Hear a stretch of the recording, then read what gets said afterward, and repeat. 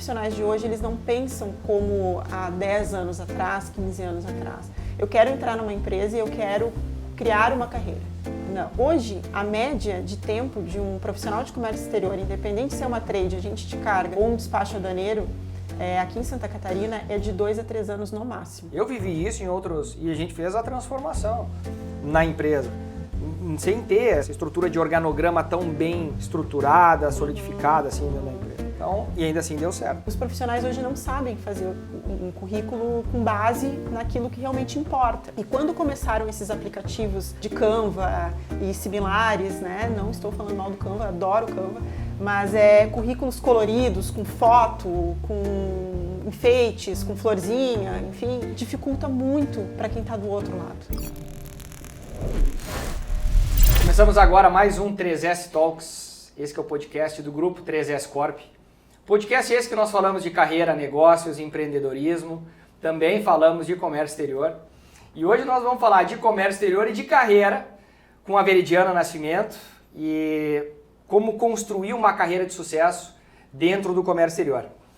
A Veridiana é proprietária da Rapport Desenvolvimento Humano, com foco em treinamento e desenvolvimento, recrutamento e seleção, faz palestras e diversos projetos voltados para a área de implantação e sistemas de recursos humanos. Tem aí mais de 20 anos de experiência na área, já implantou projetos para empresas de pequeno, médio e grande porte e hoje atua com maior foco em empresas de comércio exterior.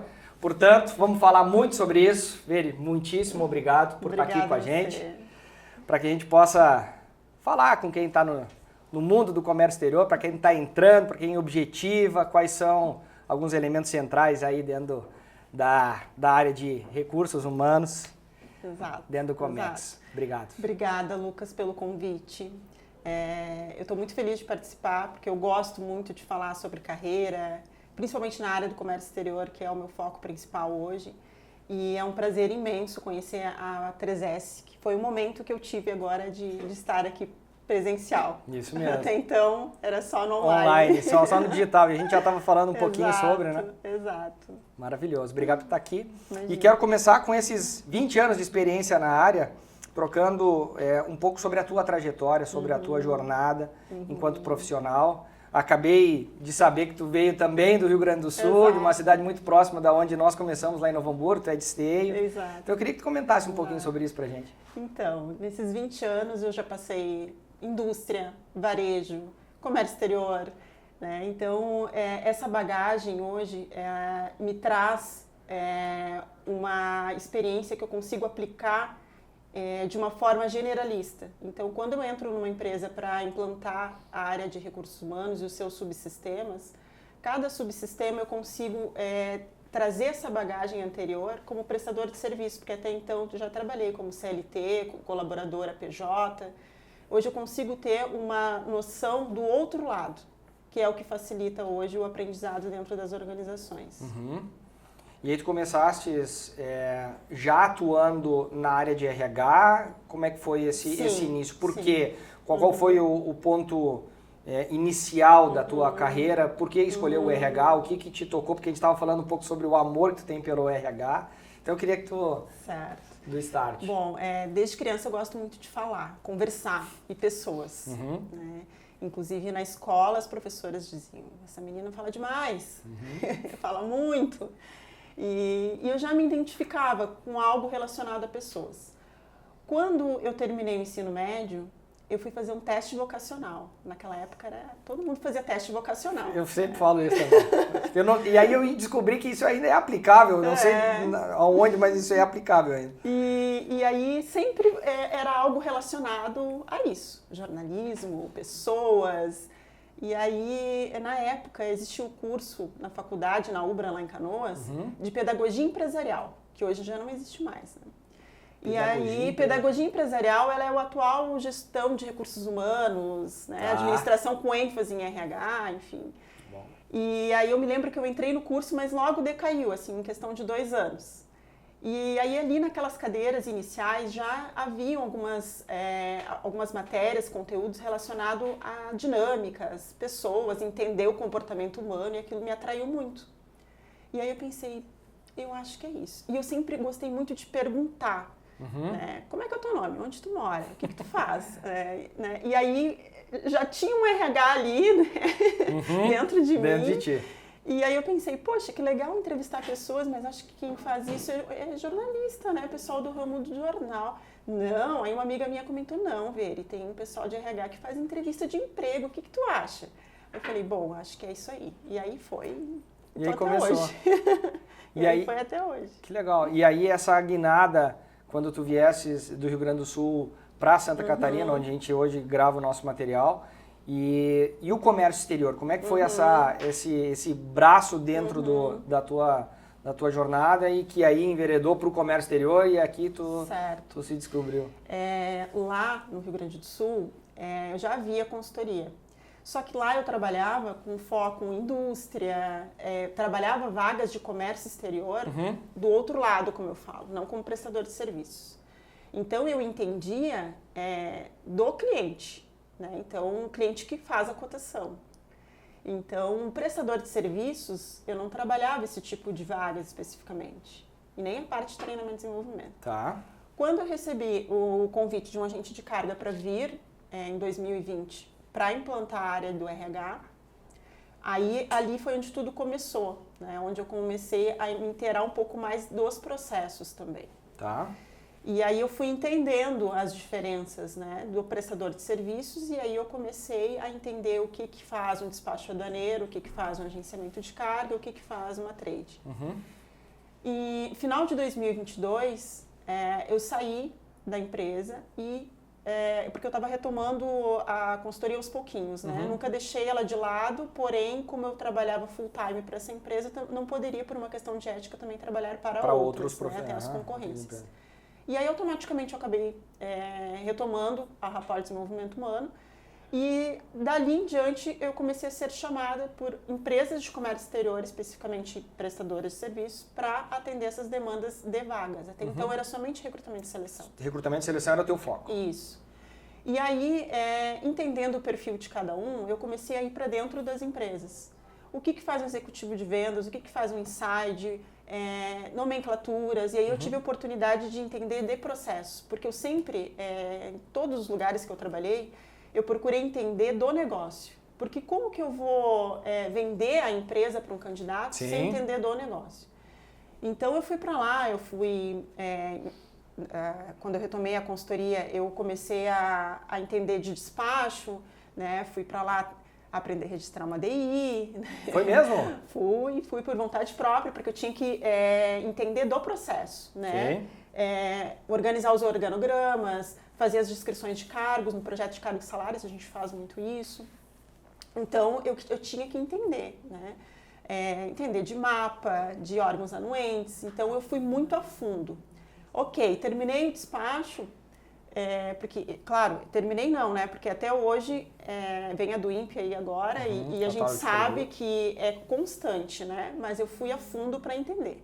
Ok, agora eu vou para trade. Aí eu fui para trade. Conta e ordem, peguei toda a parte da conta e ordem. Agora encomenda, fui toda a parte da encomenda. E assim foi indo. A gente foi entrando em outras camadas para não ficar no grau da superficialidade, para entregar candidato talvez não aderente para aquele perfil de empresa e para aquele segmento de negócio, lógico. Então, não só para o segmento, mas para o perfil daquela empresa, concluindo o raciocínio. Então, para tu entender, tu foi lá em outras camadas realmente para entender mais ou menos dentro da operação como é que se executava para atrair o melhor candidato para aquela empresa. Isso interessantíssimo. Mesmo. E aí no agenciamento a mesma coisa, né? Então, aí foi generalista, desde um draft, cotação, onde inicia a cotação, onde termina, armadores, fiscal na parte do despacho, canal cinza, canal vermelho. Então, assim, a sinaleira toda, como eu brinco, já estava craque. E dali em diante eu comecei a entender um pouco mais do negócio e facilitou isso para mim. E aí veio outras demandas na parte de treinamento e desenvolvimento também. Na parte do recrutamento e seleção, especificamente, eu sentia que a dor maior das empresas era em abrir as vagas e lá do outro lado, as consultorias de RH não entregar o profissional. Tá. Porque no momento que a empresa abre uma vaga, por exemplo, de analista de importação, para quem não é da área, entende que um analista de importação de uma indústria é o mesmo de um prestador de serviço. Tá. E que um analista de importação que trabalha num agente de carga e trabalha numa trading é a mesma coisa. Sim. Então, recebia, por exemplo, 20 currículos para aproveitar um Sim. dentro do perfil. Então, Tá. essa era a maior dificuldade. Sim, essa triagem inicial. Exato, principalmente aqui na nossa região. Perfeito. E aí, automaticamente, como tem alguns clientes aqui que eu atendo e tem filiais em outros estados, aí eu acabei focando no Sul. Então, hoje eu atendo Rio Grande do Sul, Santa Catarina, Paraná e São Paulo. Opa. Eu tenho demandas de outros estados, mas aí eu acabo terceirizando porque eu não consigo dar conta de todos. Sim, né? sim. E hoje eu tenho 2 consultoras que são minhas parceiras, que fazem parte da equipe. E aí, onde a gente acaba fazendo uma reunião mensal de todas as demandas que entraram. E aí, conforme a agenda, uma vai, aí a outra dá o suporte, mas tudo de forma online. Entendi. Muito bom. Só aqui eu já consegui extrair vários temas, tópicos para a gente poder, enfim, tratar sobre eles. Mas eu queria falar um pouco inicialmente sobre a questão RH, né? Recursos humanos. A minha mãe trabalhou no departamento pessoal de um hospital durante a vida toda. Que legal. 40 anos. E ela saiu no período de pandemia. E na época era o departamento pessoal. Aí, lá na frente se transformou em RH. Né? E a gente estava falando um pouco sobre isso no início, né? Que tu fala com muito amor, com muita energia, com muita paixão. Estava falando sobre fazer a coisa que gosta, com muito amor, isso traz um ânimo diferente, enfim. Mas fala de RH. As empresas, elas começaram a construir conceitos ou nomes diferentes. E eu queria entender se existe uma diferenciação na prática de um time de gente e gestão, por exemplo, para um elenco de recursos humanos. O que é a diferenciação ou outros nomes que podem se dar, talvez para o mesmo departamento ou para departamentos diferentes? Queria que tu me esclarecesse isso na prática. Assim. Até hoje as pessoas confundem departamento pessoal com RH. Até tem meme na internet falando sobre isso. Lá no passado, há 20 anos atrás, quando eu comecei, não existia muito o RH, né? Aquela parte que é voltada a pessoas, a gestão de pessoas. Era o departamento pessoal. O que é o departamento pessoal? Que é até hoje, né? É a pessoa que cuida da parte mais burocrática da empresa. Que é folha de pagamento, férias, admissão, rescisão, ponto. Com o passar dos anos, os colaboradores começaram a sentir uma necessidade de qualidade de vida, algo voltado mais para eles do que para a organização. Né? Que tivesse um cuidado e um olhar peculiar. Né? E aí entrou o RH. Né? Que a própria palavra recursos humanos, ela te dá o quê? Ela busca esse profissional para te dar recursos para as pessoas. Tá. Né? E aí sim começou toda a questão dos subsistemas, que é o que eu faço hoje. Recrutamento e seleção estruturado, desde uma divulgação de uma oportunidade, o tratamento com o candidato, as plataformas digitais, que hoje mudou muito também, a forma de buscar o trabalho, treinamento e desenvolvimento, pesquisa de clima. 20 anos atrás, ninguém fazia pesquisa de clima. Né? Entender a mentalidade dos colaboradores, a parte mais psíquica, né? Que é a parte dos psicólogos. Hoje, muitos RH são psicólogos. Eu não sou. A minha formação é gestão de RH. Por quê? Porque eles cuidam de uma parte muito mais voltada ao mental. E aí, essa parte dos subsistemas, que eu estou falando de recrutamento e seleção, treinamento e desenvolvimento, avaliação de desempenho, essas questões, normalmente, o psicólogo não trata. Ele trata o mental. Então, por isso que dentro de algumas organizações maiores, né? Existem profissionais separados, um que cuida só da folha de pagamento, um que cuida só da área mental, outro que cuida só da parte dos subsistemas, que é o RH. Tá, e aí eu te perguntar, os subsistemas, quais são esses subsistemas? É recrutamento e seleção, é pesquisa de clima, e esses são os subsistemas do RH. Do RH. Entendi. E o departamento pessoal, ele entrou ao passar dos anos como um subsistema também. Tá. Então uma área? Ele é dividido, né? Então existe lá o RH, o organograma, e abaixo dele, aí existem os subsistemas. Entendi. Né? Então, dependendo da empresa, uma multinacional, por exemplo, existem profissionais de RH para cada subsistema. Um que cuida só do endomarketing, um que cuida só do treinamento e desenvolvimento, outro que cuida só da avaliação de desempenho, outro que cuida só de indicadores. Normalmente, empresas acima de 1.000 colaboradores, aí tem uma estrutura maior. Muito maior, mais robusta. E quando a gente fala especificamente, portanto, do subsistema recrutamento e seleção, quem é que deve participar do processo de recrutamento e seleção? Porque hoje tu tem essa terceirização. Ela é plena e ela tem a participação em qual estágio da empresa, e se a empresa não tem, eventualmente ela pode fazer sozinha. Como é que isso pode, qual é a melhor prática?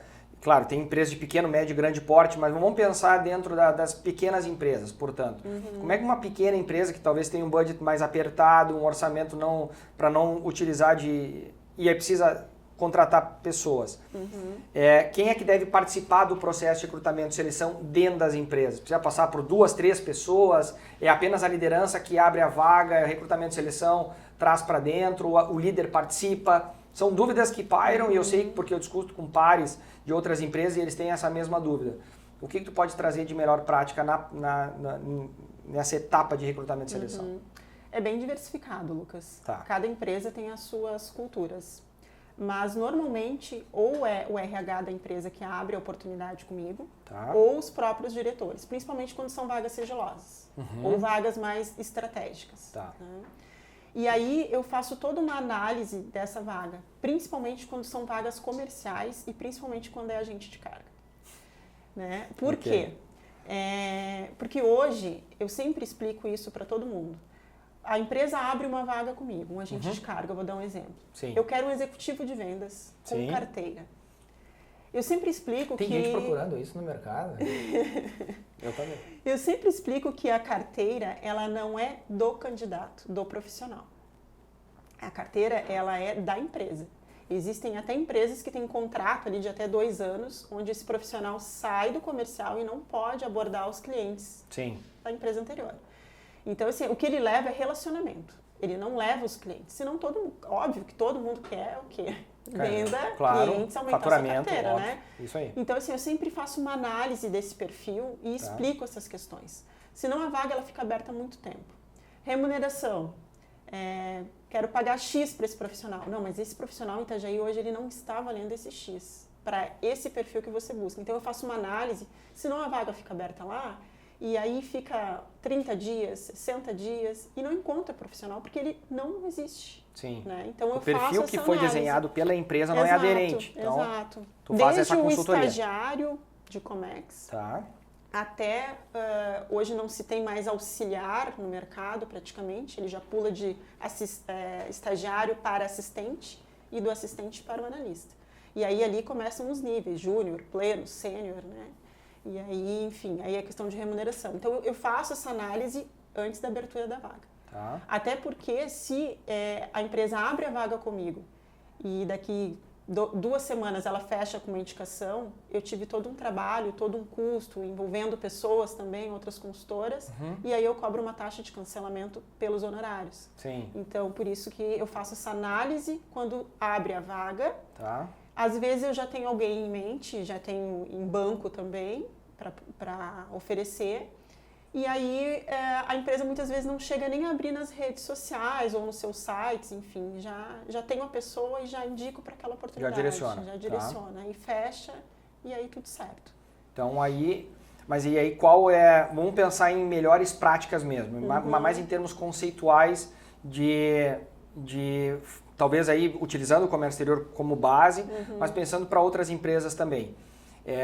Eu defino um perfil de cargo defino um perfil para buscar, para recrutar. Esse perfil vai ter todas as informações em termos de competência, habilidades e atitudes que o profissional precisa ter, remuneração, abro um perfil, desenho aquele profissional ou aquela profissional que eu espero para minha função. Começo a recrutar. Vamos partir nesse estágio. Quais são as melhores práticas em termos de recrutamento quando a empresa precisa... Abre-se, antigamente ia lá para o jornal, não existe mais isso. Ou carro de som passando na rua, muito embora em Navegantes está acontecendo isso. Ainda tem. Tem, né? Mas antigamente era isso aí. Como é que a gente divulga? Tem as plataformas digitais, tu acha que isso é eficiente? tem, enfim, LinkedIn hoje se utiliza muito, mas... E aí, a partir daí, recruto, quem é que avalia, quem é que seleciona dentro da empresa? É o líder e um par, enfim, quero que tu utilize mais em termos de conceituais. Eu sempre instruo a empresa que quem contrata é o gestor imediato. Gestor imediato. Né? Porque é a pessoa que o profissional vai responder. As entregas dele é para esse gestor. Às vezes, tem algumas empresas que têm ainda aquele receio. Não, mas eu quero que tu acompanhe. Aí eu vou junto. Faço acompanhamento das entrevistas, porque muitas vezes não tem um RH. Né? E hoje a gente tem que ter muito cuidado nas entrevistas em função de assédio moral, né? Algumas discriminações. Então, toda essa parte, muitas vezes, os diretores buscam acompanhamento do RH de fora, que seria eu. Tá. E tem alguns RHs que já têm esse domínio, e aí normalmente eles, com os gestores, é que participam das etapas. Todas, né? Às vezes é uma, duas, quando tem teste de inglês, alguma coisa nesse sentido, aí normalmente o gestor participa de todas. O gestor participa. E aí o RH participa eventualmente. Exato. Por isso que eu falei que é variável de empresa para empresa, sabe? Entendi. Tem algumas que o gestor nem participa, ele só pede para fazer toda a triagem, entrega o material e aí no final ele faz a entrevista que ele vai decidir por qual profissional optar. Tem graus e momentos também das empresas, né? Muitas delas estão com um nível de urgência muito grande para aquela determinada vaga e precisa colocar a gente para dentro da base para continuar performando, entregando resultado. Entendo eu que quanto mais tiver programação e organização, logicamente é o ideal. Muitas vezes a gente não consegue ter tantos profissionais de backup quanto os necessários. Exemplo, eu tenho uma determinada função de analistas de importação para o desembaraço aduaneiro, sendo bem específico. Então eu tenho uma carteira de clientes, essa carteira de clientes ela é gerenciada por 10 profissionais. E aí eu tenho um excedente, exemplo, 11, 12 profissionais, 2 excedente. Se porventura, por qualquer motivo, esse profissional que está atendendo tal carteira, ele sai da companhia, eu consigo logo ter esse que está de backup, eu consigo ele, né, para assumir essa carteira, para tomar atitudes em cima dessa carteira de clientes. Nem sempre é possível ter isso, lógico, né? As empresas têm um custo, às vezes, altíssimo, o budget apertado, não tem essa capacidade. Então, precisa repor o profissional muito rapidamente. E aí, o que eu entendo como negligência é que as etapas, passa por apenas a avaliação de um profissional.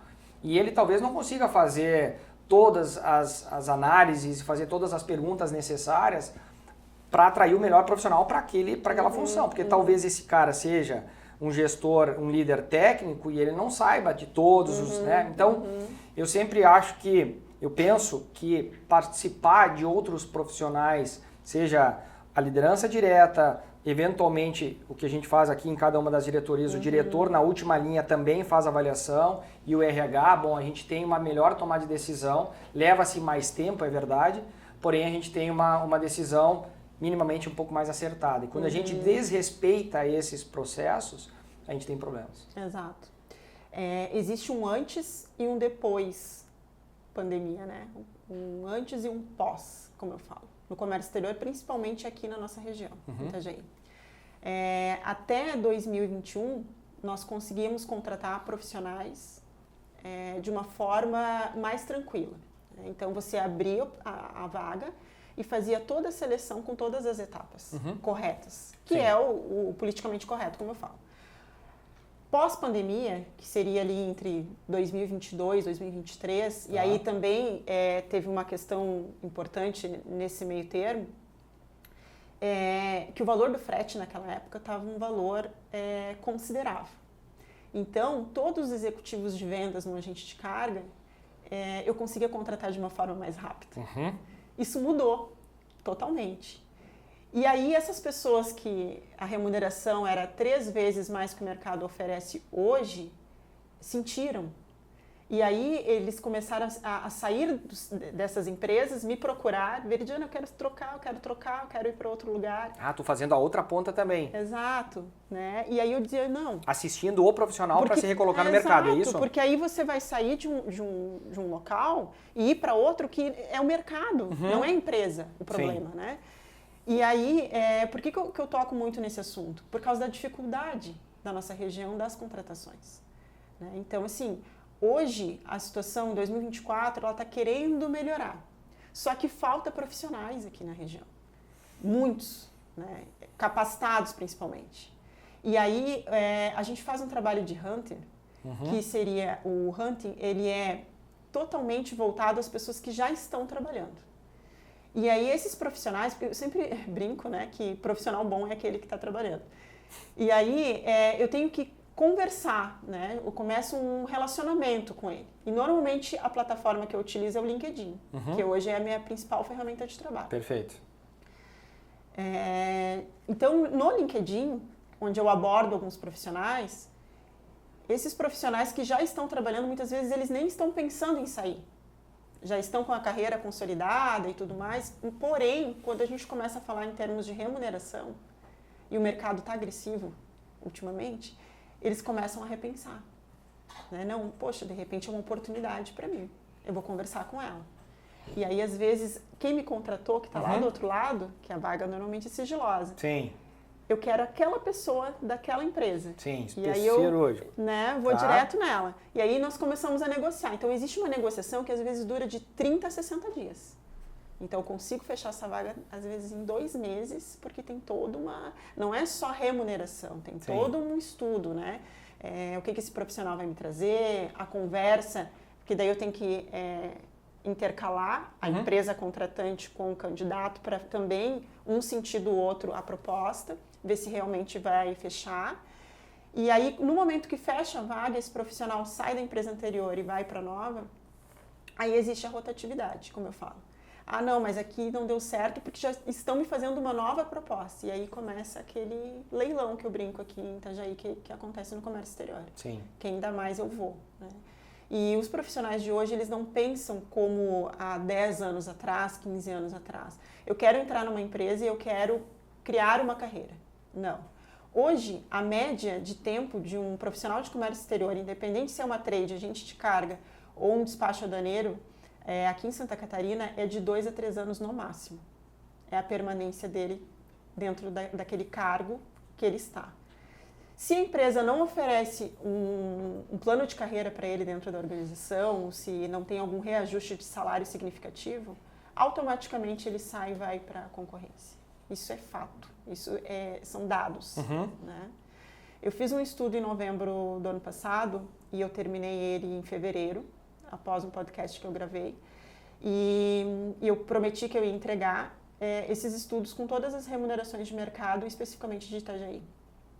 Então, eu trouxe, eu fiz uma palestra aqui no centro de Itajaí, onde vários RHs das empresas de comércio exterior participaram, e eu trouxe as novidades do que as empresas hoje estão oferecendo como benefícios que atraem esses profissionais e remuneração.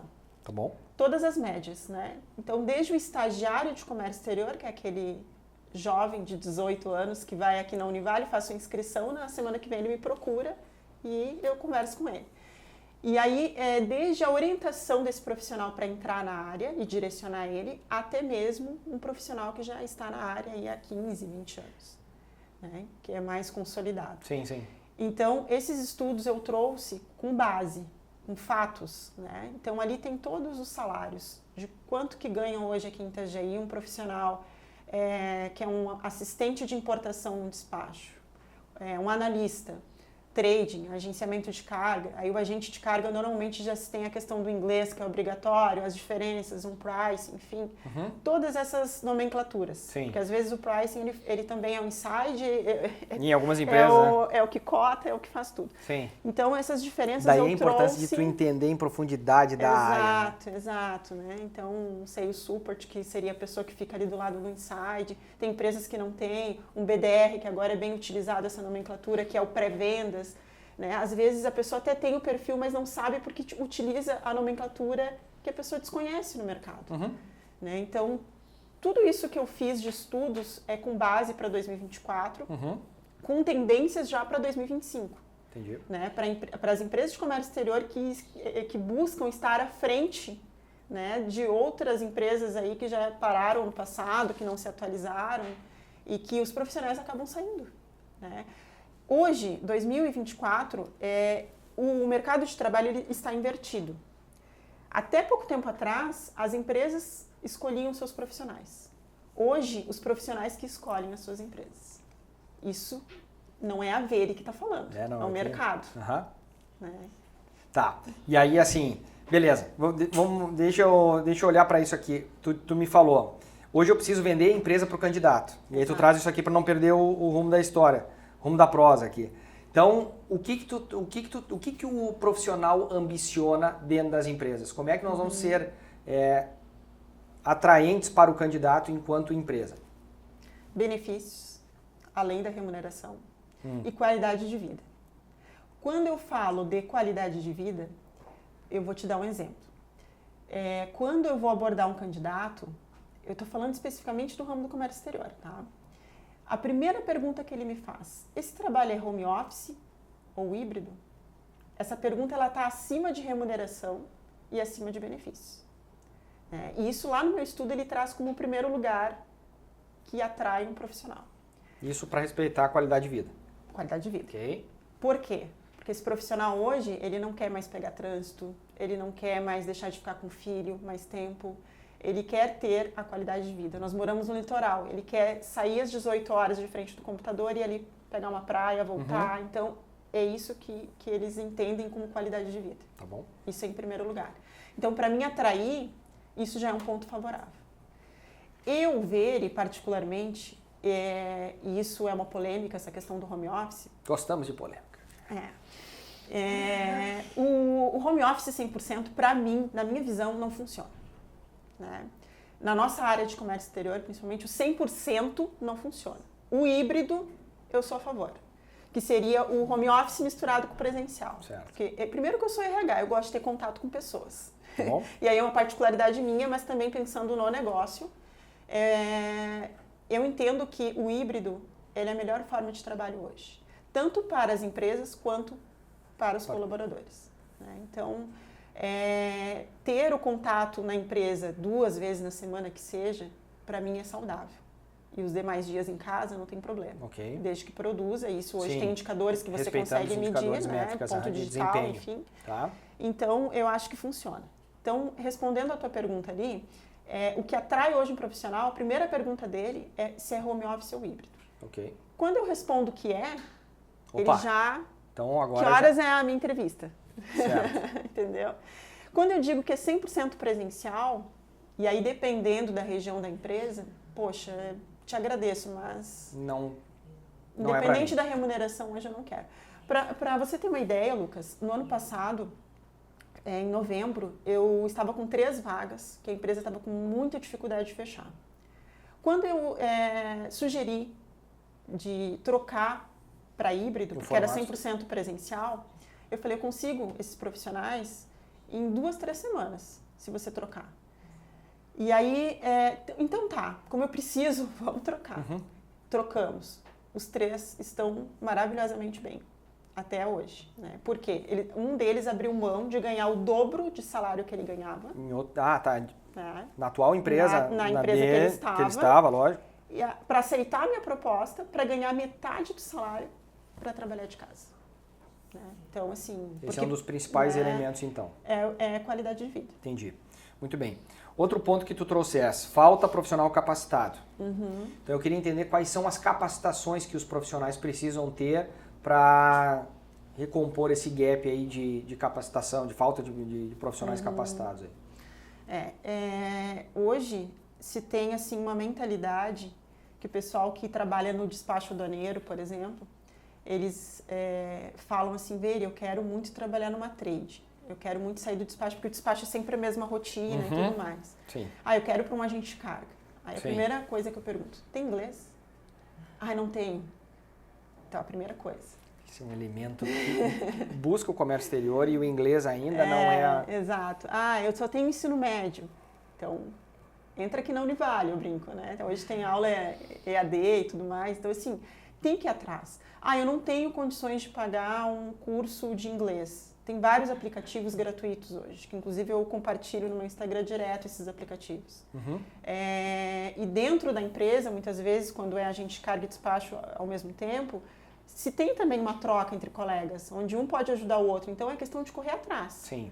Capacitações. Poxa, quem é da área aí do despacho, quem não é também, enfim, comércio exterior em geral, trade, a do INPE está aí, já se escuta falar nisso há muito tempo, né? Ah, mas não vai entrar agora, mas já vai lá na frente, já corre vai atrás. se preparando para isso, lógico. Exato, né? Então, assim, ó, eu sempre instruo tanto profissionais que estão dentro da empresa quanto estão ingressando na área de comércio exterior, busca capacitação, cursos. Mas a área da comunicação e expressão. Eu não trabalho com comunicação, ok, mas você trabalha com comunicação o tempo todo dentro da empresa, com colegas, com cliente, enfim, né? É a oportunidade que você vai ter ali dentro. Então, assim, a questão da capacitação hoje é uma dificuldade porque os profissionais, eles querem, a maior parte, né? Não estou generalizando aqui, sim. mas a maior parte deles, eles buscam emprego, remuneração no final do mês, mas eles não buscam o desenvolvimento. E isso é o que faz a diferença lá na ponta depois para uma decisão até de um recrutamento interno. Muito bom. E eu quero falar também sobre treinamento e desenvolvimento e quem é responsável por isso. Mas, em se tratando na plataforma de recrutamento e seleção ainda, tu disseste que o LinkedIn é uma das principais plataformas. Então, agora teletransportando para o candidato, como se tornar mais atraente no LinkedIn? Bom, eu faço um trabalho de atualização de LinkedIn e mentoria. Dura cerca de 1h30. Tanto para empresas, gestores, quanto para profissionais. O LinkedIn, ele não é uma ferramenta de trabalho, se tem ainda essa cultura aqui no Brasil, principalmente, de busca de emprego. Quando a gente fala a palavra LinkedIn, o que a pessoa associa? Emprego. E não é. O LinkedIn, ele é uma ferramenta, depois eles têm que me patrocinar, porque isso já não é a primeira vez. Tá? Vamos falar de redes sociais de modo geral, então. O LinkedIn, você consegue fazer artigos, buscar artigos relacionados à área de atuação, Sim. Estudos específicos. Você consegue criar grupos de profissionais, como se fosse um grupo de WhatsApp, muita gente não sabe disso, que são grupos fechados só para esses profissionais. Eu consigo fazer entrevista por ali, eu uso muito a câmerazinha do chat para fazer entrevista. Via LinkedIn mesmo? Via LinkedIn. Entendi. Eles me respondem muito mais rápido via LinkedIn, quem é ativo, do que no WhatsApp, né? Do que ligação. Hoje em dia ninguém mais atende telefone. Verdade. Então, assim, fechamento de negócios. Você consegue, os leads, por exemplo, você tem ali diversas conexões, diversas empresas. Aí vai uma dica para o pessoal da área do comercial. E ali você tem um campo que você consegue transportar e ele transforma em Excel uma planilha pronta com todos os contatos que você tem. No próprio LinkedIn mesmo. E isso não é no Premium, na conta gratuita mesmo você consegue fazer. Sim. Sem contar as conexões, né? Como que eu conecto uma pessoa específica na empresa tal, né? Então, assim, tem muitas ferramentas ali dentro que o pessoal não pratica. E isso é cultural no Brasil, tá? Né? É que eu acho que hoje em dia obviamente, né? Se utiliza muitas redes sociais para passatempo, para ócio, quando a gente poderia utilizar isso como ferramenta profissional. Exato. Mas eu tenho as minhas redes sociais fechadas, como exemplo o Instagram, ninguém acessa nada das minhas coisas, legal. Mas se isso fosse um canal de comunicação daquilo que tu é enquanto profissional também, demonstrando, né, cada vez mais da forma com que tu pensa, mesmo sendo, isso não precisa ser só para quem é do marketing ou para quem quer vender produtos no digital. Simplesmente tu comentasse, a gente se comunica toda hora, tô comunicando quem eu sou dentro das redes sociais. Então quando a gente constrói uma plataforma no LinkedIn, quando minimamente eu coloco uma forma de pensar de maneira positiva, não falando mal da empresa anterior ou de qualquer coisa, mas falando justamente, criando um artigo de comércio exterior, falando aquilo que eu penso sobre determinado tema, sei lá, qualquer coisa, sobre a China, o problema que nós estamos enfrentando com o frete altíssimo, enfim, situações. Né? Eu poderia me apresentar de uma outra maneira enquanto profissional de mercado que sou, sendo assistente, analista ou qualquer coisa, utilizando isso para que as empresas também possam me ver e observar como... E eu estou comunicando a todo momento para o meu cliente, para o meu colega de trabalho, para a gente gerar discussões. Isso é tão legal. Exato. A gente acaba perdendo, entendo oportunidades nesse sentido. Né? O LinkedIn ele foi muito útil para criar grupos, subgrupos, como eu falo, quando nós tivemos um problema em Bituba, né? Que teve todo aquele transtorno ali. Então, assim, ali criamos vários subgrupos, Sim. onde um conseguia ajudar o outro, né? E eu sempre falo que é uma rede de networking total, porque você consegue saber quem é o CEO da empresa X, de um cliente X que você tem interesse de entrar. Essas conexões, não somente ali, porque isso sai do digital, sai do LinkedIn para o pessoal. Nós temos um grupo aqui em Itajaí, que é as Divas do Comex, que a Renata teve aqui também. Sim, exato. Né, onde nós começamos num café ali na Catedral. É mesmo? Né? Então, assim, eram 8 mulheres na área de comércio exterior e hoje nós somos em 1.000 e poucas mulheres, acho que já está em quase 2.000 mulheres. Né? Então, assim, que é com foco específico. Sim. Né? E isso tudo veio também do LinkedIn. Muitas vieram dali, de outros lugares, enfim. Né? Então, a conexão ela é importante em função disso. Nós fizemos o nosso segundo encontro, há uns 2 anos atrás, onde eram poucas pessoas, onde havia uma conexão minha de um cliente e uma pessoa que estava lá, que era da operação de um agente de carga. E aí eu apresentei as duas e ela falou, olha, eu estou aqui cotando em off. Aí eu falei, aí resumindo a história, uma semana depois, a menina que estava ali passou para o comercial dela e eles fecharam uma carga reefer daquele encontro. Que eu conectei uma que precisava com um que estava ali também precisando fechar. Foi o né? runner. Então, conexões, né? Depois elas se adicionaram, elas não perguntaram qual era o Instagram uma da outra, elas perguntaram qual era o LinkedIn. Por quê? Porque elas gostariam de entender um pouco mais do que essa pessoa já fez, a trajetória dela que tá toda ali. Claro. Né? Então, hoje, eu contrato via LinkedIn para o comércio exterior, assim, 99% praticamente. Né? E aí, claro, tu olha lá quais são os comentários, como é que o profissional se expõe. E uma questão legal do LinkedIn é que antigamente, para contratar um profissional, muitas vezes você buscava referências. Aí pedia aquela carta de referência, né? Digitada lá. É verdade. Né? Não sei, no meu tempo. Não, mas é verdade. A gente ia com o currículo impresso e quem já tinha experiência já ia com uma carta ali. Né? Aqui estão as minhas referências. Exato. E aí, no LinkedIn, o bacana é que ali tem as recomendações, que substituem a antiga carta de referências. E aquelas recomendações são de pessoas que de fato trabalharam ou que tiveram alguma conexão com essa pessoa, ou estudou com ela, enfim. Sim. E aí, muitas vezes, a gente consegue ir direto nessas pessoas das recomendações e perguntar a referência desse profissional. Então, isso eu faço direto, né? E funciona. Só que as pessoas também, elas precisam estar ativas na rede para funcionar, né?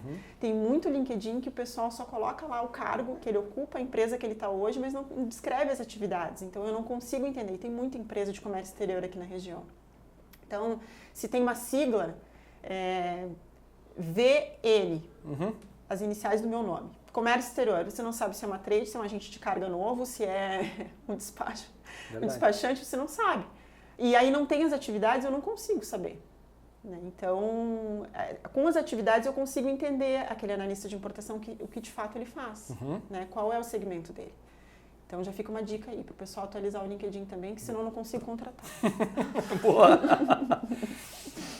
Agora, falando em indicação, isso me veio algumas coisas, e eu nunca tive essa experiência, nunca passei por isso, mas algumas coisas que eu já vi de profissionais que estão iniciando a carreira, ou mesmo até um pouco mais maduros, levando consigo familiar numa entrevista. Tu já teve algum episódio a exemplo disso, algum case que pudesse contar? Porque eu fico assim, pô, precisa levar o pai, a mãe, o esposo, o marido, né? Isso já aconteceu contigo em algum movimento? Já. Como é que tu enxerga esse tipo de situação? Quando eu abordo no WhatsApp, por exemplo, quando a pessoa está trabalhando e não pode atender, normalmente tem um contato para recados. E aí, muitas vezes, a esposa pergunta, quem é você? É uma empresa mesmo? O que você quer falar com a pessoa, né? Sim. E aí eu tenho que mandar a vaga, tudo certinho, né? Enfim. E já aconteceu da mesma pessoa me questionar e ir na entrevista com o esposo, né? E ficar aguardando e aí ficar chateada porque não podia entrar junto ali no processo de seleção. Entendi. Né? Mas isso acontece muito com os jovens, né? De 18, 19 anos que estão ingressando e aí os pais costumam ir juntos. Costumam ir juntos? Isso é comum acontecer? É comum ainda. Não tanto, né? Mas acontece sim. Como é que tu entende esse senso de responsabilidade ou eventualmente da falta de quando o profissional que está entrando na carreira de trabalho, que tem um nível de compromisso dentro, que haverá um nível de exigência alto, tendo que levar consigo seu pai e sua mãe dentro de uma entrevista de trabalho? Eu sempre procuro olhar o profissional, o que ele vai conversar comigo. Né? Então, os pais ficam do lado de fora e eu avalio o profissional que está ali na minha frente. E aí, ele que vai se vender para mim, se eu vou comprar ele ou não, como eu digo, né? Porque os pais entram junto na sala e falam pelo profissional. Né? Então, assim, e a gente tem que entender que hoje a geração, e já foi falado aqui em um outro podcast também, são gerações totalmente diferentes. Eu, né, praticamente 17, 18 anos, eu ia numa entrevista de emprego sozinha. É lógico. Né? Eu comecei a trabalhar jovem e tal, mas era Me parece lógico, desculpa. Né? Na minha época. Hoje, esses profissionais, eles estão entrando no mercado com 22 anos, 23 anos, e acompanhado dos pais, porque a geração é diferente. Então, a gente tem que entender isso. Tem que entender. Né? Mas eu procuro olhar, respondendo a tua pergunta, o profissional. Independente se ele vem com a avó, com o pai, com o tio, o que ele está me entregando ali. Né? E aí, depois de contratar, é claro que eu só vou saber depois que eu contrato, né? Mas é como ele se sai na entrevista comigo. Tá bom. Então, isso que aconteceu externamente, se ele trouxe alguém, veio acompanhado, não sei o quê, pai e mãe, isso tu não interpreta de uma outra maneira.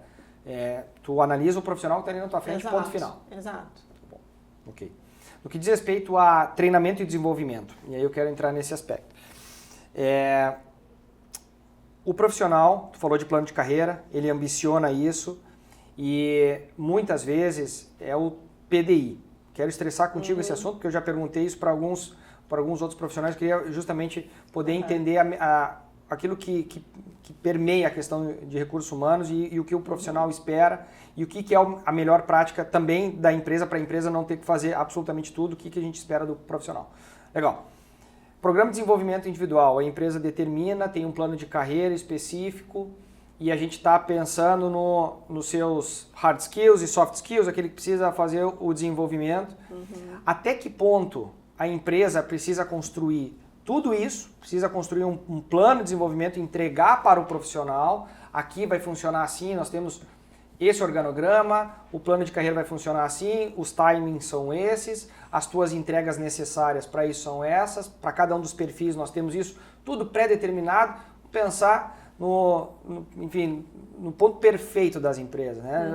Vamos entregar isso aqui que a gente espera de ti. Aí o profissional pega aquele negócio, acata e vai fazer. Ou não vai fazer, enfim, dependendo do seu ímpeto, da sua vontade.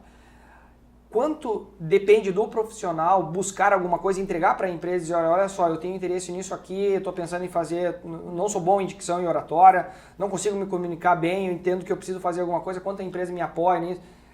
Onde é que está o interesse do profissional e quanto a gente avalia o interesse do profissional nesse processo, porque muitas vezes eu entendo que o profissional espera isso da empresa, basicamente 100% entregue do lado da empresa e ele não buscando alguma coisa diferente para que ele possa se desenvolver e ele apresentando algum trabalho de desenvolvimento, entende? Então, nesse aspecto desse subsistema, treinamento e desenvolvimento, eu queria bater um papo contigo sobre isso. Tá.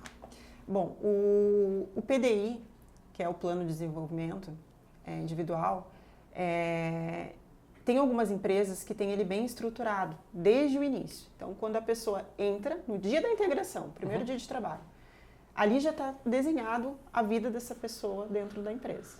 Né? E aí o profissional vai avaliar, bom, até daqui 6 meses eu vou estar nesse cargo, depois eu vou estar em outro, remuneração X, eu passo a ter benefício Y. Então, ali esse tem um desenho que normalmente é uns 12 meses a 1 ano e meio, depende de cada empresa. Tá. Né? Então, com o plano desenhado, fica muito mais fácil esse profissional entrar e saber que ele vai passar. A dificuldade da empresa, aí eu estou falando do outro lado, é se esse profissional não entrega de acordo com o PDI. Porque como que eu vou passar esse profissional que entrou hoje de assistente daqui 6 meses para analista, se ele não tem o perfil de analista? Ele tem o perfil de assistente. Aí eu tenho né? as minhas avaliações de desempenho com aquela periodicidade. Né? Okay. As avaliações, elas ajudam muito. Mas eu sou muito mais a favor dos feedbacks trimestrais, né, a cada 2 meses, do que a antiga avaliação de desempenho a cada 6 meses, né, que era muito também em função de auditorias, né, ISO e tudo mais. Então, assim, esses feedbacks mais constantes, você consegue ter uma base de saber se ele vai entrar nesse plano realmente ou não. Porque no momento que ele passou os 6 meses e no PDI dele diz que ele vai passar a ser analista e aí ele tem outras responsabilidades ele espera e ele isso não aí. atinge, Justo. me prometeram, a empresa... Exatamente isso. Então eu vou embora. Porque me prometeram, ele não tem o entendimento de que ele não está entregando a ponto de um analista. E aí falta da empresa o feedback. Exato. E aí a empresa, falar isso para ele antes do desligamento, eu sou sempre a favor de reter o talento. Sempre. Então, antes de desligar um profissional, vem cá, vamos conversar. Se daqui 2 meses eu não conseguir o que eu estou buscando nele, aí sim eu vou liberar para o desligamento. Porque eu sempre tento reter o máximo, né? E dar dicas, conversar e tudo mais. A questão toda é que hoje o profissional é aquilo que a gente conversou anteriormente. Ele olha muito para remuneração e benefícios, o que a empresa tem para me oferecer. Mas ele não faz a análise do que ele tem para oferecer para a empresa. É nesse ponto que eu queria trazer. Então a empresa ela não tem que se responsabilizar 100% pela permanência desse profissional dentro da empresa. E não só pela permanência, mas pelo desenvolvimento do profissional. Exato, porque se ela tem um PDI desenhado, bonitinho, né? Supondo que sim. A pessoa já entrou ali sabendo disso. Então ela não vai ter questionamentos. O que ela pode questionar é, por exemplo, poxa, não me adaptei aqui. Okay. E no meu plano constava que eu ia passar para tal nível. E eu não me adaptei. Eu consigo voltar? Não consegue, porque já tem uma pessoa contratada para o cargo anterior. Aí é só desligamento, não tem muito o que fazer. Ou remanejar essa pessoa para outro setor. Sim. O que faz hoje um profissional permanecer na empresa é aquilo que eu falei antes, benefícios e toda aquela questão da qualidade de vida. Perfeito. E esse PDI que a gente fala já há muitos anos e criamos, enfim, nós RHs que somos responsáveis por isso, ele está caindo em desuso cada vez mais, porque as empresas não querem mais ter essa responsabilidade.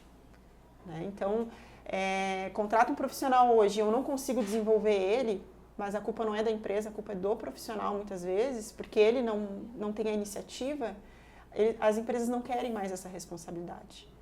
Então, elas preferem fazer uma contratação, onde ali se tem um plano de carreira, olha, existem tais cargos dentro da empresa que você consegue almejar, mas não se tem tempo. Ok. Né? E aí vai de você. E aí como que toca nesse assunto de novo? Nos feedbacks. Tá.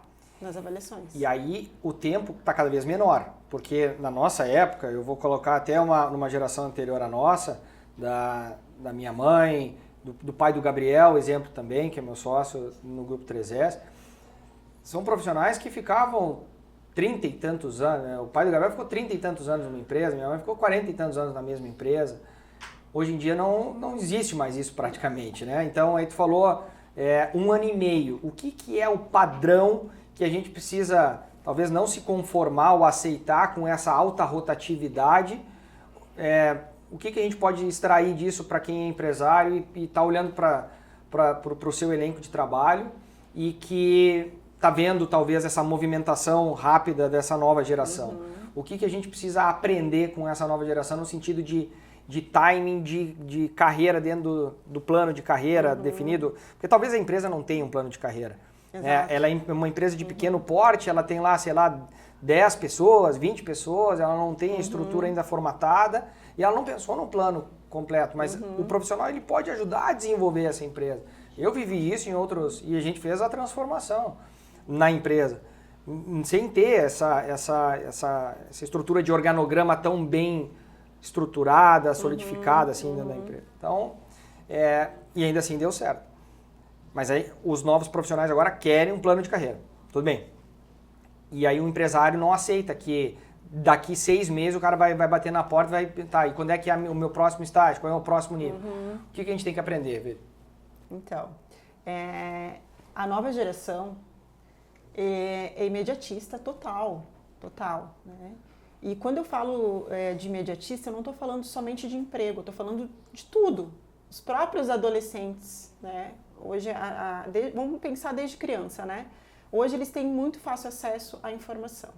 Então, entrou na adolescência, eles já não têm o pensamento como antigamente de o que eu vou fazer, o que eu gosto de fazer. Né? E já começar a pensar nisso. Esse pensamento está cada vez mais tardio. E aí, quando se pensa em fazer algo, já se tem 20, 21, 22, né? E aí tem que pensar rápido, porque já se passou um tempo.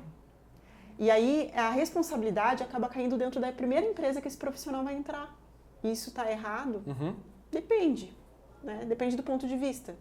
Porque eu entendo que a responsabilidade da empresa em contratar, por exemplo, um profissional que nunca trabalhou ou que tem pouca experiência e ingressou recentemente, a responsabilidade de ter uma carreira, de aumentar números, de aumentar faturamento, é tanto da empresa quanto do colaborador.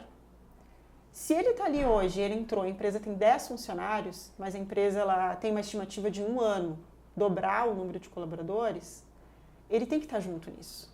Ele pode ter entrado como estagiário, mas ele tem que enxergar que lá na frente ele vai ser um gestor ou que ele vai ser um analista e a empresa também deixar isso claro.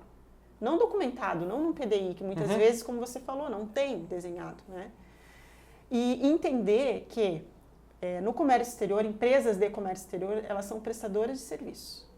Elas não são multinacionais, uma indústria, alguma coisa nesse sentido, que você vai ter uma carreira de 20 anos e em 20 anos você vai conseguir a cada ano um cargo diferente. Né? Então, o processo é um pouco mais lento. E isso tem que ficar claro para eles. Porque quem está entrando hoje, os jovens, eles pensam assim, não, eu quero crescer. Primeira coisa que eles falam, eu quero crescer. Mas o que é o crescer? Essa palavra, o que significa para você? É ser gestor daqui a um ano. Não, calma aí. Né?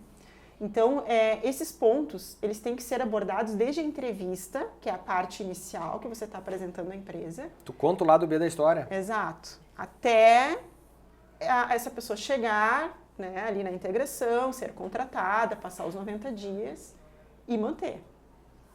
Porque assim, por mais que hoje você desenvolva o profissional, eu sei porque eu contrato muitos jovens que não têm experiência. E eles entram no comércio exterior, em 6 meses, eu já sou um analista. Não, calma, você ainda não é um analista na nomenclatura, né? Isso. Você não está preparado ainda. Né? O que eu preciso? Você precisa entender disso, disso, disso. Aí você vai ser um analista. Bom, então então me dá aqui. Aí ele vai começar a se desenvolver. Certo. A empresa não tem um curso? Corre lá que tem em tal lugar. Tem fornecedor aqui, tem palestrante ali. E aí vai indicando. Mas como eu falei antes, a responsabilidade maior é do profissional, não é da empresa. Né? Então, hoje o que eu aconselho às empresas? Né? A investir em jovens sem experiência, principalmente no comércio exterior, que tem essa ideia de fazer uma faculdade e tudo mais, mas lembrando sempre eles que a faculdade, o curso de comércio exterior e relações internacionais, eles são muito direcionados. Eles não vão ver o dia a dia do comércio exterior como prestador de serviço. Na prática. Né? Então, só trabalhando para eles entenderem como que funciona, se eles vão realmente gostar ou não. Sim. Antigamente, se tinha uma visão de que eu vou entrar na área de comércio exterior, eu vou ganhar muito dinheiro, vou ficar rico, vou viajar para todos os países. Falávamos coisa toda, aqui sobre isso, exato. Se tinha muito isso no passado.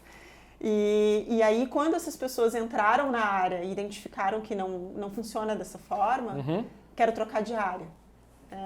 Então, tem profissionais que saíram da área, retornaram, profissionais que saíram e não voltaram mais, profissionais que não eram da área e depois de muito tempo, não, gostei, quero entrar. Só que a responsabilidade é do profissional, não da empresa.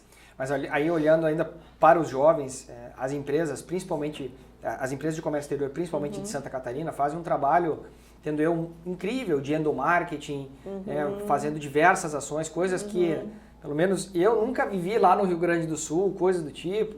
Então, assim, várias ações, todo mês uma comemoração diferente, um evento diferente, uma confraternização diferente para nível de engajamento aumentar. A gente fazia, o núcleo de profissionais fazia um churrasquinho ali, alguma coisa e ficava ali. Hoje em dia não, a empresa organiza, então o trabalho de endomarketing está cada vez mais intenso e interessante, né, para os profissionais.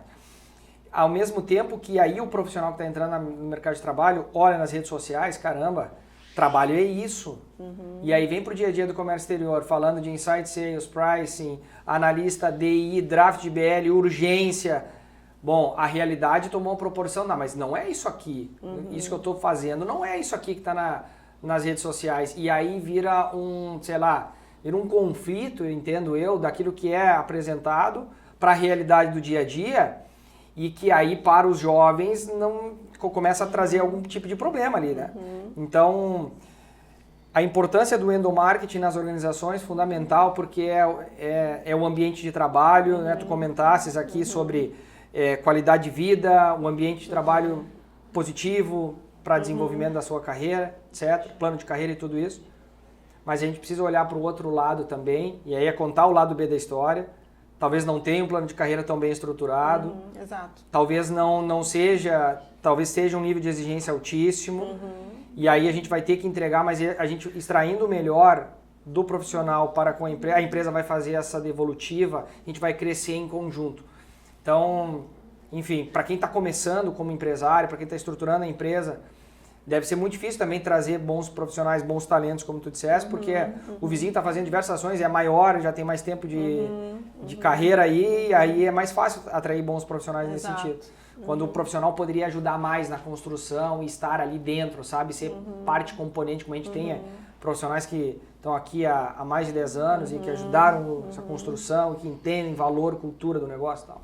Então, sabe, eu entendo que é sempre esse trabalho complementar, sei lá, do profissional e da empresa, mas muitas vezes hoje, pelo menos, é o que eu sinto, né? Até porque estou no lado do empresário hoje, mas eu entendo que o profissional espera muito da empresa, né, nessa estruturação plena, e aí a recíproca no entendimento de que nem tudo está pronto muitas vezes, de que não tem um PDI tão completo nesse sentido, que a empresa não é um mar de rosas, que existe trabalho, né, exigência, urgência e tudo isso. Então, esse entendimento, às vezes, eu entendo que falta. Por isso a importância de falar isso desde o início. Pois é, é importante fazer. Apresentar a empresa como de fato é.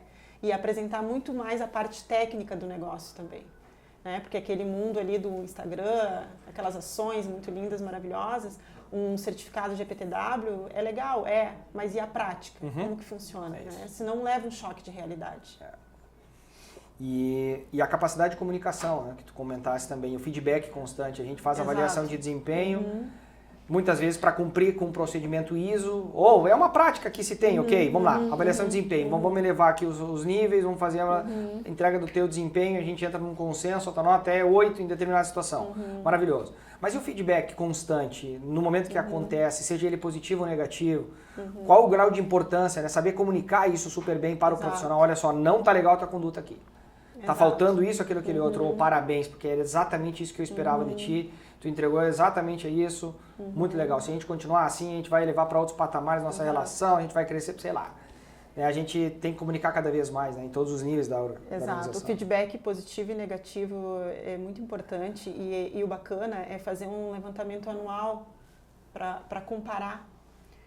A avaliação de desempenho normalmente se dá uma nota e normalmente quem recebe essa nota, que é o profissional, ele fica muito atrelado ao número. Isso. Né? E não às ações. Isso é verdade. Então, eu sou a favor, e cada vez mais, assim, da avaliação de feedback, onde não se tem notas e se tem feedbacks, positivos e negativos, de forma bem simples e clara. Ok. Né? Onde eu vou a cada 2 meses sentar com esses profissionais, olha, dia tal aconteceu tal coisa, que gerou uma multa tal, que não precisava por falta de atenção, enfim, os negativos e os positivos. Daqui 2 meses, bom, eu vou comparar. E depois eu junto tudo anualmente, os positivos e negativos, e faço uma tabulação, para que esse profissional enxergue o que ele fez naquele 1 ano, tudo o que aconteceu na vida dele ali dentro, o que foi bom e o que foi ruim, para um plano de ação próximo ano. Isso tem dado muito certo. Muito legal. Tem sido muito assertivo, né? Porque tem que ser mais ágil, o feedback tem que ser mais rápido. Está acontecendo, você já... Opa, está aqui. E criando o histórico disso. A avaliação de desempenho, normalmente você não lembra o histórico, se é 6 meses, o que aconteceu 6 meses atrás, se teve algum ponto legal, um cliente elogiou o profissional, que isso é bem importante também de passar numa avaliação. Você não lembra, porque não tem o histórico. Você vai, normalmente o gestor, ele avalia o profissional naquele momento, né? Então ele não vai lembrar de coisas que aconteceram. Sim.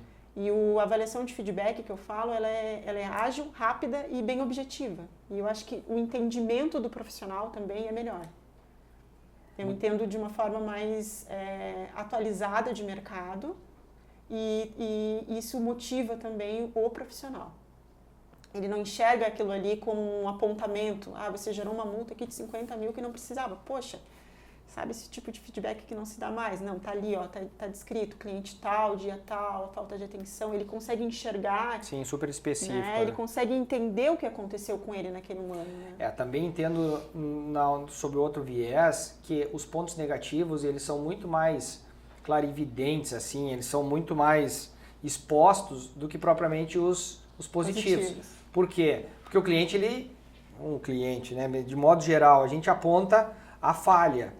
E a execução perfeita é uma obrigação. Então a gente não valoriza a execução perfeita, a gente aponta e critica a falha especificamente. Então, ok, é mais fácil a gente colher, olha só, vamos lá, eu sou teu gestor, trago um relatório veridiano, vamos lá, vou fazer um feedback aqui, ó. Tenho esses 10 pontos de reclamação dos clientes. Mas isso eu estou fazendo feedback ou eu estou trazendo um reporte de pontos negativos apenas aqui? Entende? A gente tem que, esse levantamento de pontos positivos, a gente muitas vezes acaba não fazendo. Eu digo de modo geral, né? A gente acaba não fazendo para dar esse feedback nas duas pontas. Olha só, por aqui tu tá caminhando super bem, por conta disso, daquilo, outro. Porque também o feedback, ele precisa, o positivo, o negativo, ele é sempre específico. Exato. Tu falhou no processo 32/2024, falhou aqui na declaração de importação na NCM. Aqui o draft tu falhou também nesse processo aqui, tal. Pô, mas tu comunica super bem com o colega, as pessoas dizem que tu é muito legal e tal.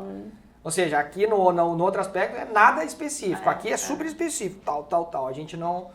Eu entendo também que o profissional sabe pouco como se guiar dentro das organizações e como conduzir isso aí tudo. Até porque ele não aplica avaliação de feedback em outra pessoa, então ele não tem esse entendimento.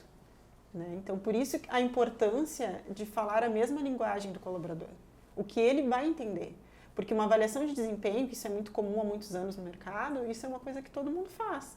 E aí, as avaliações que têm números, né? Por exemplo, eu tirei um 8, eu queria um 10. Eu sou competitiva, eu quero 10.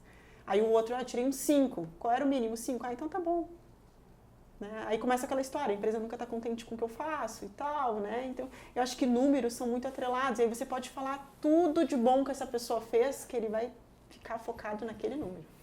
Mas aí, sim, aí tu é líder da trading, eu sou líder do desembaraço. A gente tem analistas diferentes, logicamente, né? Eu, da minha área, tu da tua. Aí tu dá nota 5, eu dou nota 8. Os dois têm, eventualmente, o mesmo comportamento. Tá, mas o que é 8 para mim é 5 para ti, como líder, né? Então a nota também fica num ambiente meio...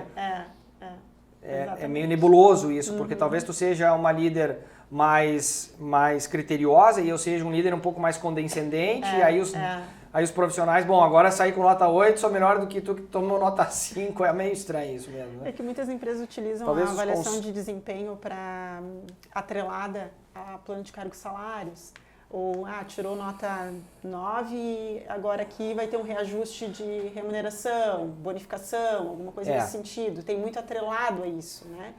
Mas a avaliação de desempenho, ela tem que avaliar o desempenho do profissional. A própria nomenclatura, a avaliação de desempenho é do desempenho, não é remuneração. Só que muitas empresas atrelam os dois, né? Então, em função disso que tem essa questão dos números. Certo. Outro ponto. Quando o profissional precisa procurar o líder e quando o profissional precisa procurar o RH, tá? Porque... talvez o profissional procure o líder para uma questão mais técnica e o RH é procurado para questões mais emocionais, eventualmente. Estou pressupondo aqui. Mas como tomar cuidado para que o RH, abre aspas, não vire um muro de lamentações? Bom, hoje o profissional ele entende que o RH é o muro de lamentações, já começa por aí. Tá. Né?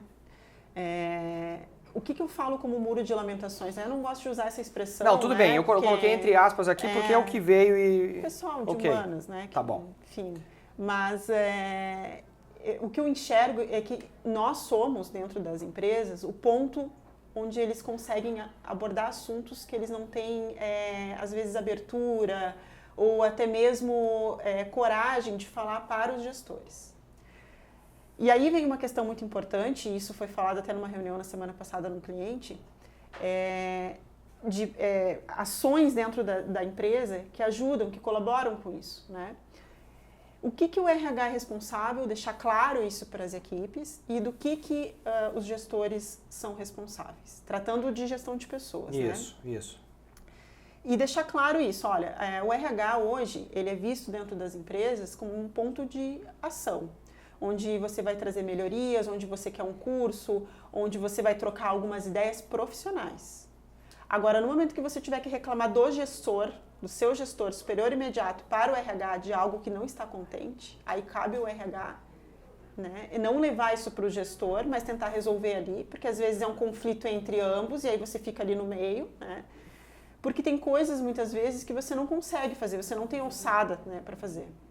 E hoje eu entendo que o RH ele é mais um ponto de equilíbrio, onde o profissional está ali, às vezes ele está num dia triste, um dia não muito bom, não muito produtivo, e que ele tem esse apoio para desenvolvê-lo, para ajudá-lo, mas não um psicólogo.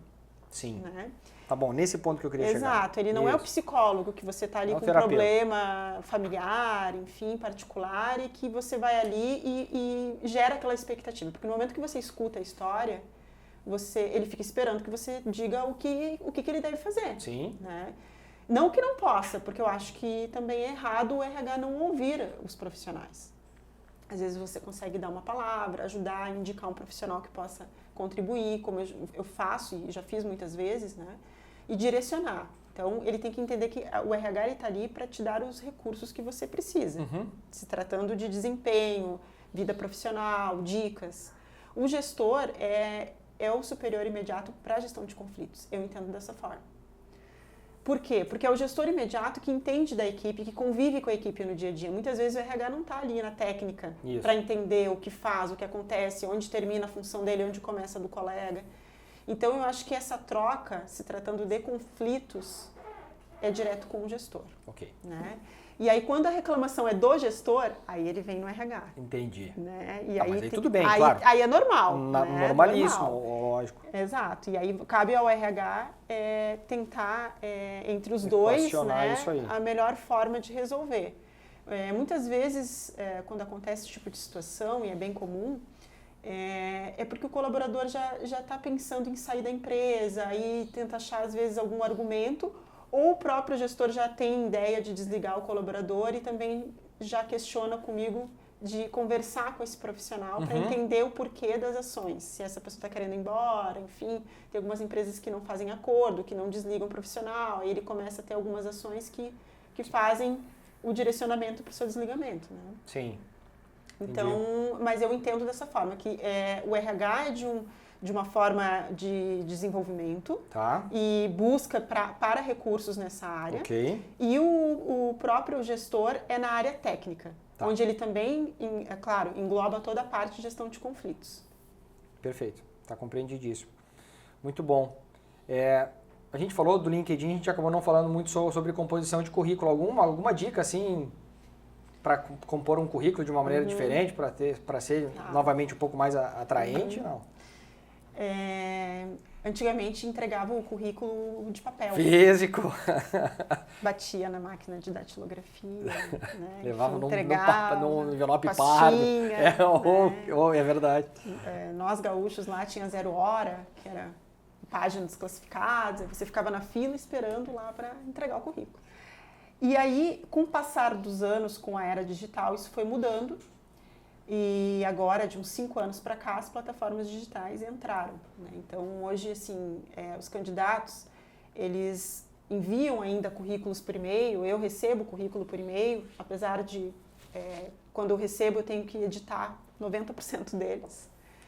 Porque os profissionais hoje não sabem fazer um currículo com base naquilo que realmente importa.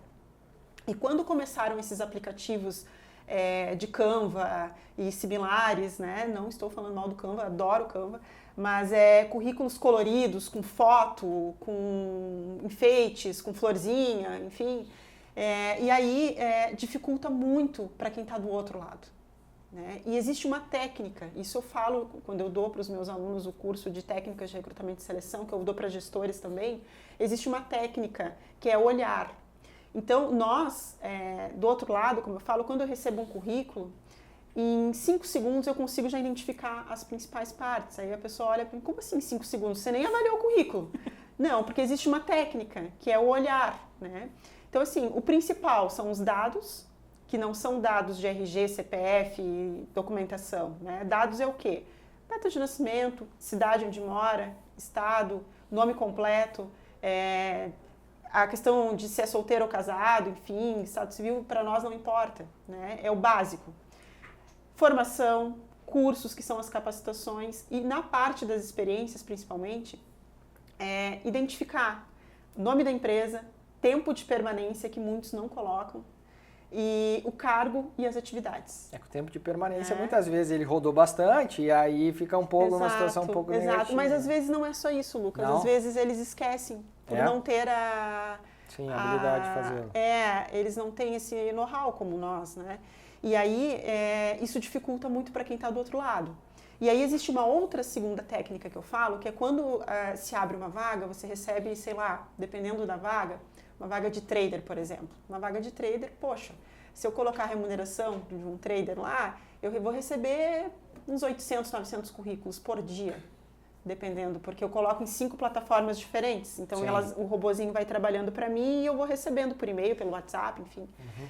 E aí, quando eu vou fazer a triagem, existe também a questão do olhar e, além do olhar, a segunda triagem, que seria as informações. Uhum. Então, se eu passo esse currículo para um cliente e não tem as informações completas, não, então eu vou para o próximo que está completo. Eu vou para o próximo. E aí, às vezes, o profissional lá do outro lado, poxa, meu currículo é tão bom, eu não sou chamado para essa oportunidade, eu tenho todo o perfil, mas ele não sabe se vender no currículo.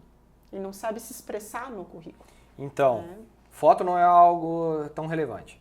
Não é relevante. Informações gerais. Não é relevante. Informações gerais, cidade, onde mora, tal, data de nascimento, formação acadêmica, período em cada uma das empresas, com as datas, é isso aí. Isso, pode ser mês e ano, né? Não precisa ser a data especificamente, só para que quem está do outro lado entenda o tempo de experiência daquele profissional. Poxa, eu preciso de um profissional que tenha uma bagagem de X, né, para aquela vaga. Como é que eu vou ter noção do tempo dele de experiência, né? Hoje, politicamente correto se diz, né? E existe uma lei onde todas as postagens, todas as vagas que são compartilhadas, você não pode exigir mais de 6 meses, né? Então, assim, se não pode ter alguma denúncia no Ministério do Trabalho e tudo mais. Se sabe que, na prática, as empresas vão olhar o tempo de permanência, né? Uhum. E aí, isso eu estou falando aqui porque vai também ao público, e é importante falar, a gente tem noção disso e muitas vezes o profissional questiona, Veri, mas se na lei só diz que só pode ter 6 meses, como é que uma empresa está querendo 10 anos? Uhum. Mas é uma vaga estratégica, uma vaga de gestor, por exemplo. Tá. Eu não consigo contratar um auxiliar para uma vaga de coordenador. Ele tem que ter um tempo de experiência. Uma jornada. Exato, tem que ter um histórico, uma bagagem, enfim, né? Então, isso tudo aí, claro, às vezes eu tenho que explicar de forma individual. Sim. E o currículo, exatamente como ele monta ali o currículo, ele tem que estar no LinkedIn. A única diferença é que o currículo muito extenso, se você trabalhou em 10 empresas, você não vai colocar 10 empresas ali, você vai colocar as mais relevantes ou as empresas que você trabalhou por último. Tá. Até umas 4, 5 últimas. Ok. No LinkedIn, não. No LinkedIn, ele é todo o teu histórico de vida. Lá vai estar todas as empresas que você trabalhou. Entendi. Essa é a diferença. Que legal. Isso eu não sabia. Muito bom. Deixa eu fazer a nossa Golden Question aqui. Falando um pouco mais de ti. Qual, dentro de toda essa jornada, qual foi a decisão mais importante que tu tomou para te trazer até aqui? Resiliência. E amor pelo que eu faço. Eu tenho muito amor pelo que eu faço. Eu amo trabalhar na área de gestão de pessoas. E a resiliência é para mim conseguir trabalhar com pessoas, né? Porque todo mundo fala assim, poxa, Veri, mas tu tem um carinho tão grande pela tua profissão. E aí eu falo, trabalhar com pessoas não é fácil, mas eu amo. Mas o que tu mais ama no trabalho com pessoas? Contratar pessoas, conhecer pessoas, networking. Eu acho que o conhecer pessoas é o que mais me incentiva a manter nessa área. O contato humano, Eu sempre brinco assim que quando veio o home office, veio a pandemia, eu sofri muito. Eu posso imaginar. Porque eu não tinha aquele contato, né? E quando eu falo contato, ele não é só o contato no olhar, é o contato físico, é o abraço, é o aperto de mão, né? Então, eu acho que eu nasci para fazer isso mesmo. Não consigo me enxergar em outra área. Que legal. Se tu busca expandir os teus negócios e entende que ele pode se dar por intermédio da importação ou da exportação, eu te faço um convite. Acesse o link que está na descrição desse episódio e fala com um dos nossos especialistas para entender todas as oportunidades que o comércio exterior tem a te oferecer. Veri, muito obrigado. Foi um prazer te conhecer. O prazer foi meu. Prazer enorme bater um papo contigo. A gente conseguiu falar de vários temas. Talvez numa próxima oportunidade a gente pode pegar um outro capítulo aqui e aprofundar para levar ainda mais conhecimento. Eu quis ser bastante abrangente para que a gente pudesse levar o máximo de conhecimento da área de RH, falando um pouco sobre treinamento, sobre todos esses subsistemas, né, da área de RH. Tendo eu que a gente conseguiu levar muitos insights, muitos elementos aqui para quem está nos acompanhando. De coração, obrigado por ter disponibilizado esse tempo aqui para a gente. Imagina, eu que agradeço. Muito prazer estar aqui. Obrigado. E para tu que nos acompanhou, para ti que nos acompanhou até aqui, nós tivemos um outro material construído que foi no episódio número 17. Nós falamos também sobre endomarketing. Então, se esse episódio que nós gravamos aqui com a Veri fez sentido, dá uma olhadinha também no 17, que ficou muito bom o material, vai complementar um pouco nesse nosso papo aqui também. E se gostou, por favor, curte, compartilha, para que esse material também chegue a mais pessoas e possa impactar mais profissionais dentro do comércio exterior. Muitíssimo obrigado e te vejo no próximo.